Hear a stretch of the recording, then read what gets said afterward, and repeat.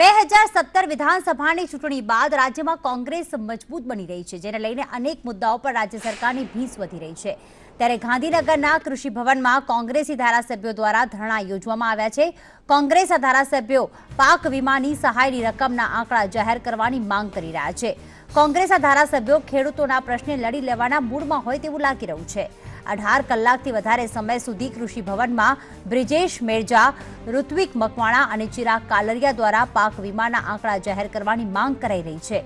કોંગ્રેસના ધારાસભ્યો આકરા મૂડમાં લાગી રહ્યા હોય તેમ રાત્રે જ કૃષિ નિયામકની ચેમ્બરમાં જ રાત્રિ રોકાણ કર્યું હતું। તો આ પહેલા તેમણે સરકારી ઓફિસમાં જ ખેડૂતનો ખોરાક એવો બાજરાનો રોટલો, ડુંગળી અને છાશ આરોગી હતી। મહત્વનું છે કે પાક વીમા મુદ્દે છેલ્લા અનેક સમયથી રાજ્ય સરકાર સામે ખેડૂતોનો અસંતોષ છે। પાક વીમા ચૂકવવામાં અનેક પ્રકારની ખામી અને ભ્રષ્ટાચારના આરોપ લાગી રહ્યા છે, ત્યારે કોંગી ધારાસભ્યો દ્વારા આપવામાં આવેલા ધરણાથી રાજકારણ ગરમાયું છે।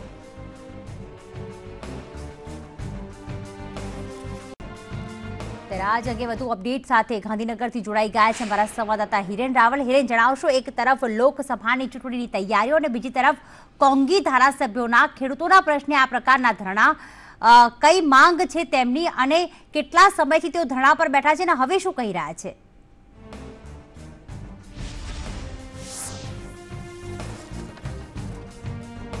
છેલ્લા 24 કલાકથી કોંગ્રેસના 3 ધારાસભ્યો અને કિસાન મોરચાના જે ચેરમેન જે છે પાલભાઈ આંબલિયા તે ધરણા પર બેઠેલા છે। તમને દ્રશ્યો બતાવીશું। આ કૃષિ નિયામક જે છે તેમની ચેમ્બરની અંદર જ આ તમામ લોકો જે છે એ ધરણા પર ગઈકાલથી બેઠેલા છે। જોકે મહત્વનું છે કે ગઈકાલે તેમની સાથે મુલાકાત કર્યા બાદ સરકારી અધિકારી કોઈ પણ તેમને ફરીથી મળવા માટે આવ્યા નથી, કોઈ પણ પ્રકારનો સંપર્ક પણ તેમના કરવામાં નથી આવ્યો। સીધા એમની સાથે વાત કરીશું। બ્રિજેશ મેરજા છે ધારાસભ્ય। બ્રિજેશભાઈ, શું મુદ્દો છે, કઈ માંગણી સાથે છેલ્લા 2 દિવસથી આપ ધરણા પર બેઠા છો? અમારો સીધો અને સ્પષ્ટ અને સાદો મુદ્દો એટલો જ છે કે તમે ખેડૂતોને પાક વીમો આપવામાં અન્યાય કર્યો છે, હકીકત છે। એક બાજુ તમે તાલુકાઓને અછતગ્રસ્ત મૂકો છો, તો જો તાલુકા અછતગ્રસ્ત જાહેર થવા માટે જે પ્રણાલી હોય કે 100% પાક નિષ્ફળ ગયો છે એટલે તમે અછતગ્રસ્ત તાલુકો જાહેર કરો છો, તો 100% પાક નિષ્ફળ ગયો હોય ત્યાં ખેડૂતોને 100% પાક વીમો મળવો જોઈએ, એ નથી મળ્યો। એટલા માટે તમે કયા હિસાબે, કયા આંકડાઓથી, કયા ઉત્પાદનના આધારે પાક વીમો જાહેર કર્યો છે એ અમે હિસાબ માંગવા માટે કૃષિ નિયામકની કચેરીમાં કાલ બપોરના 12 વાગ્યાથી ધરણા ઉપર બેઠા છીએ। રાતવાસો અહીં કર્યો, વાડું અહીં કર્યું, અમે સવારે દાંતણ પાણી અહીં કર્યા, શિરામણ અહીં કર્યું અને અમે નાયા ધોયા વગરના ખેડૂતોના પ્રશ્ન માટે અમે અહીં આ માંગણી લઈને બેઠા છીએ। ગુજરાતના પ્રશાસનના ઇતિહાસમાં આ પહેલો દાખલો છે કે કોંગ્રેસના ધારાસભ્યો, ખેડૂતના સંગઠનો બિન રાજકીય રીતે આ રીતે કોઈ અધિકારીની કચેરીમાં બેઠા હોય। ચોક્કસથી અધિકારીની કચેરીમાં આ પ્રકારે બેઠા હોય પહેલો કિસ્સો છે। ચિરાગભાઈ કાલરિયા ધારાસભ્ય, જેમની સાથે વાત કરીશું। ચિરાગભાઈ, ગઈકાલ બપોરથી આપ અહીંયા ધરણા પર બેઠા છો। BN મોદી આપની સાથે મુલાકાત કર્યા બાદ શું કીધું ને એના પછી કોની સાથે મુલાકાત થઈ? કોઈ આવ્યું છે મળવા કે શું? BN મોદી સાહેબ અહીંયા આવી 10 મિનિટ અમારી યારે ચર્ચા કરી અને એવું કહ્યું કે હું મારે એક અગત્યની મીટિંગ છે, મીટિંગ પૂરી કરી ફરી પાછો આવું છું અને આપણે બેસી અને વાતનું આપણે નિરાકરણ લઈ આવી। પણ એ ગયા પાછા હજી આવ્યા નથી અને કોઈ સરકારી અધિકારીઓ અમારો સંપર્ક કર્યો નથી। દુઃખની વાત એ છે કે અમે લેખિત આપ્યું છે, એ કાગળ હજી અમને ટેબલ ઉપર પડ્યા છે, નથી મોદી સાહેબે તસ્દી લીધી, નથી એમના નીચલા અધિકારીઓ તસ્દી લીધી કે આ કાગળિયા લઈ અને અમારી જે ડિમાન્ડ છે એના માટેથી માનો કે પ્રિન્ટ અમને આપવાની વાત છે કે જે ક્રોપ કટિંગના આંકડા આપવાની વાત છે એ આપવાની તસ્દી કોઈ નથી એમને અમારો ફોન કરીને પણ સંપર્ક કર્યો। એટલે હવે હજી જ્યાં સુધી નહીં આવે ત્યાં સુધી અમે એની રાહ જોશું। અહીંયા ગઈકાલ બપોરથી આપ તમામ લોકો અહીંયા બેઠેલા છો, કેટલા લોકોને સંપર્ક કર્યો? મુખ્યમંત્રી, કૃષિ મંત્રી, અન્ય કોઈની સાથે ટેલિફોનિક વાતચીત કરવાનો પ્રયત્ન થયો છે કે શું સ્થિતિ છે? મારા સાહેબ, હવે સંપર્ક તો અધિકારી શ્રી કરે, બરાબર છે, અને આપના મીડિયા દ્વારા હું આપને અપીલ કરું છું, આ પ્રશ્ન આપ અમને પૂછો છો તો ખરેખર આ પ્રશ્ન આપણે સરકારને પૂછવો જોઈએ કે ભાઈ આ ખેડૂત આગેવાનો અને ધારાસભ્યશ્રીઓ બેઠા છે તો આપનું શું સ્ટેન્ડ છે, શા માટે આપ જવાબ નથી દઈ રહ્યા? આ જવાબ દેવાથી દૂર ભાગી રહ્યા છે અધિકારીઓ અને સરકાર। એ સ્પષ્ટપણે આમાં દેખાઈ આવે છે કે આમાં કંઈક ને કંઈક ગેરરીતિ છે, શા માટે આ લોકો આપણને નથી? એટલે હું આપના માધ્યમથી સરકારને પણ આ પ્રશ્ન પૂછું અને આપને પણ રિક્વેસ્ટ કરું છું કે આપ સરકારને આ પ્રશ્ન પૂછો, શા માટે અહીંથી દૂર ભાગે છે અને સવાલનો જવાબ નથી આપી રહ્યા. ભાઈ, પ્રદેશ પ્રમુખ અમિત ચાવડા પણ અહીંયા તમારા સમર્થનમાં પહોંચ્યા હતા, પરંતુ આ મામલો લગભગ ચૂંટણી જાહેરાત એ પહેલાથી ચાલતો આવ્યો છે. ઉનાળા વખતે અને ચોમાસા વખતે પાક વીમાની વાત છે, છતાં પણ કોંગ્રેસ એ વખતે મુદ્દો નથી ઉઠાવ્યો અને ચૂંટણી જાહેર થયા બાદ હવે ખેડૂતોના મત લેવા માટે અહીંયા પહોંચ્યા છો. એવું છે કે માત્ર મત માટે લોકસભાની ચૂંટણીમાં ખેડૂતોના હામી બનવા માટે કોંગ્રેસના લોકો અહીંયા પહોંચ્યા છે? રાજકારણની રીતે હોય. હું એક ખેડૂત પુત્ર છું, ખેડૂતોની વાતને વાચા આપવા માટે અહીંયા આવ્યો છું. વાત રહી, તમે એવું કીધું કે આ મુદ્દો કે દિવસનો ચાલતો હતો, તમારી વાત સાથે 100% સહમત છું. પણ જ્યારે વીમો છે એ ડિક્લેર કરે પછી જ આની લડત થાય.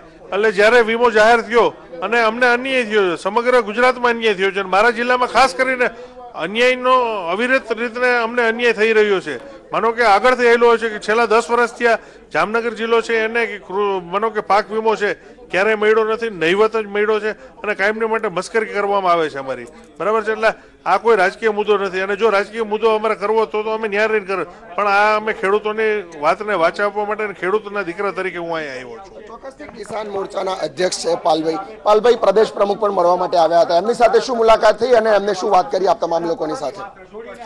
પ્રદેશ પ્રમુખ સાહેબ જે ગુજરાતના ખેડૂતોનું પ્રતિનિધિત્વ કરે છે, જે લોકો ગુજરાતના ખેડૂતના હક સમાન, પ્રાણ પ્રશ્ન સમાન પાક વીમાની લડત કરે છે, જે પાક વીમાનો હિસાબ માંગે છે, અને એ રાજ્ય સરકારના પ્રતિનિધિઓ, રાજ્ય સરકારના અધિકારીઓ અને રાજ્ય સરકાર ખુદ જ્યારે ભાગી રહી છે, ત્યારે પ્રમુખ સાહેબે એક પોતાનું જે કર્તવ્ય છે એ કર્તવ્યના ભાગરૂપે અમારી વચ્ચે આવ્યા અને ગુજરાતના ખેડૂતોનો જે પ્રશ્ન છે એની આપ મીડિયાના માધ્યમથી ગુજરાતના ખેડૂતોને સાંત્વના આપ્યું છે કે કિસાન કોંગ્રેસ ગુજરાતના ખેડૂતોની સાથે છે, કોંગ્રેસના તમામ ધારાસભ્યો ખેડૂતોની સાથે છે. પણ હું સંદેશના માધ્યમથી ગુજરાતના ખેડૂતોને કહું છું કે અત્યારે ગુજરાતના ખેડૂતોની જીત છે, એટલા માટે કે જેને પાક વીમો અને એનો હિસાબ આપવાની જવાબદારી હતી એવી રાજ્ય સરકાર એ હિસાબ આપવાની જગ્યાએ દૂર ભાગે છે અને ખેડૂતથી જ્યારે રાજ્ય સરકાર દૂર ભાગતી હોય ત્યારે એ ખેડૂતનો વિજય છે. આજે અહીંયાથી ભાગી છે, અમે આગળ સચિવ સુધી જઈશું, રાજ્ય સરકારના ટોપ લેવલના લોકો સુધી જઈશું, રાજ્યપાલ સુધી જઈશું અને છેલ્લી જનતાની અદાલત એટલે કે ખેડૂતની અદાલતમાં જઈને પણ આ વાત છે એ ખેડૂતને સમજાવશું અને ખેડૂત એક ખેડૂત આ સરકારને પ્રશ્ન પૂછે કે આ પાક વીમાનો હિસાબ આપવામાં સરકારને પેટમાં શું દુખે છે.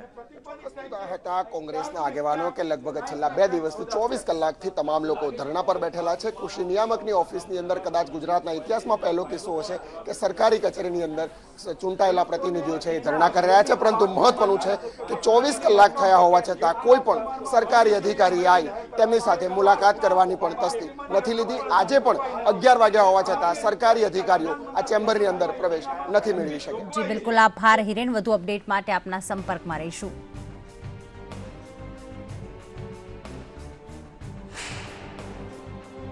હમણાંની વાત નથી, પાક વીમો એક સતત ચાલતી પ્રક્રિયા છે. તમે છેલ્લા આખા વર્ષનો રેકોર્ડ જોશો તો કોંગ્રેસના કાર્યકરોએ ને ખેડૂતો તાલુકે કાર્યક્રમો કર્યા છે, માગણીઓ રજૂ કરી છે. આ તો છેક ઉપર નિયામક સુધી એટલા માટે આવવું પડ્યું કે મામલતદાર ના સાંભળે, પ્રાંત ના સાંભળે, કલેક્ટર ના સાંભળે, તો આજે રાજ્ય કક્ષાની કચેરીમાં આવ્યા અને રાજ્ય કક્ષાની કચેરીના અધિકારીઓ પણ ના સાંભળવા તૈયાર હોય. 24 કલાક થયા તેમ છતાં નિષ્ઠુર અને સંવેદનશીલ સરકારના મુખ્યમંત્રી કે મંત્રી પણ આ બાબતે કોઈ પગલાં લેવા તૈયાર ના હોય તો સ્વાભાવિક છે કે ખેડૂતો આનો ન્યાય આવનારી 23 તારીખે કરશે અને કોંગ્રેસ ખેડૂતો માટે લડતી આવી છે અને લડતી રહેવાની છે.